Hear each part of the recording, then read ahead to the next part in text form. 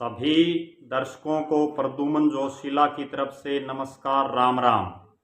आज के हम जो वीडियो आपके सामने प्रस्तुत मैं कर रहा हूं, उसमें हम बात करेंगे सिरसा जिले की।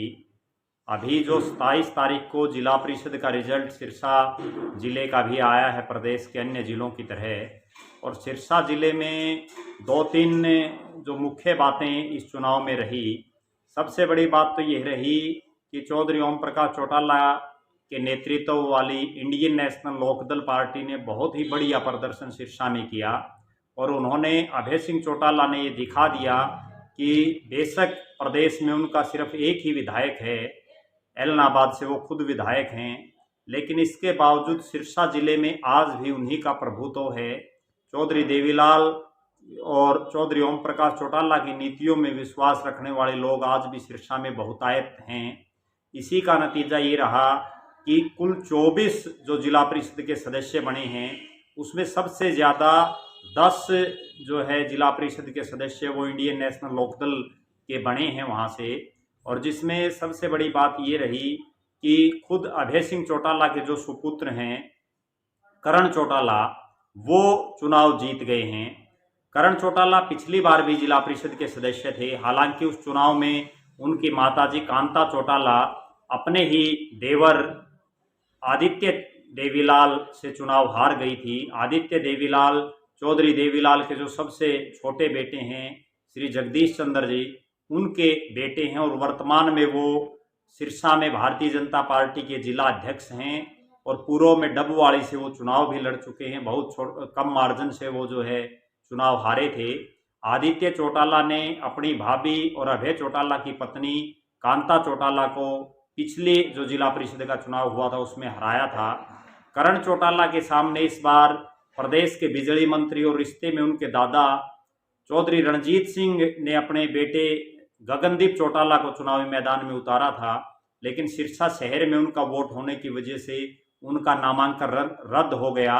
और चौधरी रणजीत सिंह ने एक अन्य प्रत्याशी जो कवरिंग कैंडिडेट थे उनके पक्ष में जो है प्रचार किया। हालांकि वो कामयाबी चौधरी रणजीत सिंह के प्रत्याशी को नहीं मिल पाई और करण चौटाला 600 के आसपास वोटों से जो है चुनाव जीत गए। इसके अलावा अगर मैं बात करूं, सबसे जो है प्रत्याशित सिरसा में रहा, जो एक अचंभित करने वाला परिणाम भी रहा, वो रहा आम आदमी पार्टी का। एक तरफ पूरा पंजाब से टच में एरिया है और दूसरी तरफ कुछ राजस्थान का हिस्सा सिरसा में लगता है। और सरदार बाहुल्य जो सिख समुदाय बाहुल्य जहाँ जहाँ क्षेत्र थे, वहाँ लगभग जो है आम आदमी पार्टी ने अप्रत्याशित जीत हासिल की है। उनके 6 जिला परिषद के सदस्य सिरसा जिले में बने हैं और 3 जगहों पर आम आदमी पार्टी दूसरे नंबर पर रही है। आम आदमी पार्टी ने यहाँ चुनाव चिन्ह पर लड़ा था अपना चुनाव। और एक और अचंभे की बात यह है कि जो लोग जिला परिषद के चुनाव में सिरसा से जीत करके आए हैं आम आदमी पार्टी के, उनमें कोई बहुत बड़ा चेहरा नहीं शामिल है। ना ही सिरसा जिले में कोई बहुत बड़ा चेहरा आम आदमी पार्टी के पास है। एक अशोक तंवर को हम कह सकते हैं, हालांकि वो प्रदेश के नेता हैं। अशोक तंवर सिरसा से सांसद रहे हैं, लेकिन उन्होंने भी इस चुनाव में कोई बहुत बड़ी भूमिका अपनी नहीं निभाई थी। आम आदमी पार्टी का जो प्रदर्शन रहा वो आगामी विधानसभा चुनाव में ये तय कर दिया है उस प्रदर्शन ने कि सिरसा और पंजाब के टच का जो एरिया है, चाहे वो सिरसा हो, उसके बाद फतेहाबाद हो, कैथल हो, कुरुक्षेत्र हो, अम्बाड़ा, यमुनानगर, पंचकुला तक हम जा सकते हैं। उस एरिया में आम आदमी पार्टी बहुत बढ़िया प्रदर्शन करने की उसकी उम्मीद इस प्रदर्शन से जग गई है। सिरसा के चुनाव में सबसे जो अप्रत्याशित परिणाम रहा वो ये रहा कि सत्तारूढ़ जो दल है भारतीय जनता पार्टी और जननायक जनता पार्टी, जिनका गृह जिला भी है दुष्यंत चौटाला का, वो कुछ भी नहीं कर पाए सिरसा में। भारतीय जनता पार्टी ने अपने चुनाव चिन्ह पर भी वहाँ बीजेपी के जो है प्रत्याशियों को उतारा था मैदान में, लेकिन कोई भी प्रत्याशी नहीं जीत पाया। हालांकि कुछ एक उनके जो है समर्थित जरूर जीते हैं, लेकिन प्योर भारतीय जनता पार्टी का कोई प्रत्याशी चुनाव मैदान में नहीं जीत हासिल कर पाया। और जेजेपी भी बड़ी मुश्किल से एक जगह से जो है चुनाव जीत पाई है। हालांकि जो राजनीति में एक चाणक्य की भूमिका में जिनको प्रदेश के लोग मान रहे हैं, मीनू बेनीवाल उनके ज़रूर समर्थक हैं। उन्होंने जो है चुनाव जीता है, लेकिन वो भी कोई बहुत लंबी चौड़ी गिनती नहीं है। दूसरा जो कहने का भावार्थ मेरा ये है कि सरकार पूरी तरह से क्लीन स्वीप वहाँ हो गया है, और वो तब हुआ है जब सिरसा जिले में 5 विधानसभा क्षेत्र हैं, जिसमें सिरसा शहर से जो विधायक हैं गोपाल कांडा, उन्होंने सरकार को समर्थन दे रखा है। उनकी हलोपा पार्टी है। उनके भाई गोविंद कांडा ने अभी रानिया से बाई इलेक्शन लड़ा, रानिया से मुख्य चुनाव लड़ा था निर्दलीय हलोपा की टिकट पर। और अभी कुछ दिन पहले इलाहाबाद में जो बाई इलेक्शन हुआ था वो भारतीय जनता पार्टी की टिकट पर उन्होंने चुनाव लड़ा था। एक मजबूत चेहरे थे वो। चौधरी रणजीत सिंह निर्दलीय विधायक बने थे रानिया से, और अभी प्रदेश की सरकार में बहुत बड़े बड़े महकमों के वजीर हैं वो। 2 विधायक जो है ये सरकार के साथ हैं सिरसा में। दोनों ही बीजेपी के नहीं हैं, लेकिन एक निर्दलीय है और एक हलोपा का है। और इसके अलावा अभय सिंह चौटाला जो है इंडियन नेशनल लोकदल के हैं इलाहाबाद से, और अमित सिहाग जो चौधरी देवीलाल के परिवार से ही संबंध रखते हैं। और अमित सिहाग जो है कांग्रेस की टिकट पर डबवाड़ी से एमएलए हैं। और इसके अलावा एक अन्य जिनका बड़ा राजनीतिक इतिहास इस क्षेत्र में रहा है, शिषपाल केहरवाड़ा, उनकी फैमिली का, वो जो है काड़ावाड़ी से विधायक हैं। तो बेशक भारतीय जनता पार्टी और जेजेपी का कोई विधायक यहाँ नहीं है, लेकिन उसके बावजूद सरकार में कैबिनेट के मंत्री यहाँ हैं, डिप्टी सीएम का खुद गृह जिला यहाँ है, और भारतीय जनता पार्टी के बहुत बड़े बड़े नेता जो है सिरसा जिले में है। बेशक वो चुनाव ना जीत पाए हों। प्रोफेसर गणेशी लाल की अगर हम बात करें, हालांकि वो एक संवैधानिक पद पर हैं, अभी उड़ीसा के राज्यपाल हैं, लेकिन वो भारतीय जनता पार्टी के बड़े नेताओं में उनकी गिनती होती है।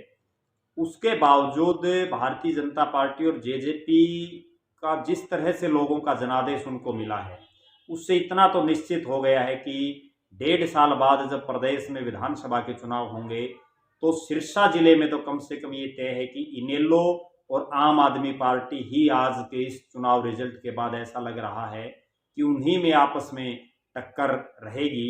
यहाँ मैं दर्शकों को एक बात और बताना चाहता हूँ, जब भी इंडियन नेशनल लोकदल और श्रोमणी अकाली दल जो प्रकाश सिंह बादल जी पंजाब के पूर्व मुख्यमंत्री हैं उनकी पार्टी है, उनका जब भी समझौता रहा है चौधरी देवीलाल की पार्टियों का और बादल साहब की पार्टियों का, तो लगभग जो है काड़ावाड़ी सीट को बादल जो श्रोमणी अकाली दल बादल है उसको दिया जाता था, क्योंकि वो वहाँ सरदार बाहुल्य सिख बाहुल्य कम्युनिटी ज़्यादा है और वो एससी रिजर्व सीट है। वहाँ से कई बार जो है सिख बाहुल्य लोग ही ज़्यादा जीतते हैं। इसके अलावा अगर मैं ओवरऑल बात करूं, भारतीय जनता पार्टी के लिए अगर कहीं कोई एक संजीवनी मिली है तो वो ये है कि जिस जोन से पिछली बार आदित्य चौटाला आदित्य देवीलाल जीते थे, वहाँ से एक बार पुणे जो है बीजेपी समर्थित जो है कैंडिडेट है उन्होंने जीत हासिल की है। वहाँ से उन्होंने ज़रूर उस चीज़ को बचाया है। उसके अलावा अगर मोटा मोटी हम पूरा एनालिसिस करें सिरसा जिले का, तो 24 जो जिला परिषद के सदस्य बने हैं उसमें एक बिल्कुल निश्चित हो गया है कि यहाँ चुनाव आम आदमी वर्सेस खास आदमी था, जिसमें आम आदमी की जीत हुई है। और बहुत बड़े बड़े जो राजनीतिक दल हैं, चाहे वो सत्ता में भी हैं, उनके प्रत्याशियों को वो जीत नहीं हासिल हो पाई है।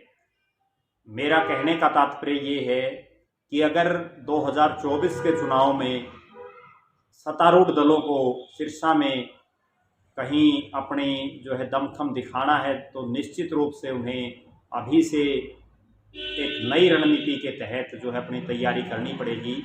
और यही सेम बात चौधरी रणजीत सिंह जो प्रदेश के बिजली मंत्री हैं उन पर भी लागू होती है। और गोपाल कांडा और गोविंद कांडा, हालांकि गोपाल कांडा सिरसा शहर के विधायक हैं, लेकिन गोविंद कांडा का रानिया में भी और एलनाबाद में भी एक अच्छा प्रभाव रहा है, दोनों जगह उन्होंने चुनाव लड़ा है। तो उनको भी अपनी रणनीति में काफ़ी सोच समझ करके जो है फेरबदल करने की ज़रूरत है, ऐसा मेरा मानना है। अगले वीडियो में प्रदेश की किसी अन्य राजनीतिक गतिविधि के बारे में आपसे मुलाकात होगी।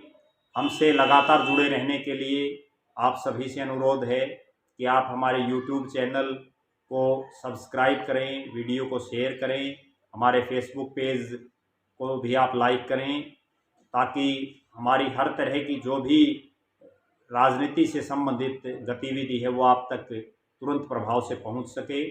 आपका बहुत बहुत धन्यवाद। आपका अपना प्रद्युमन जोशीला।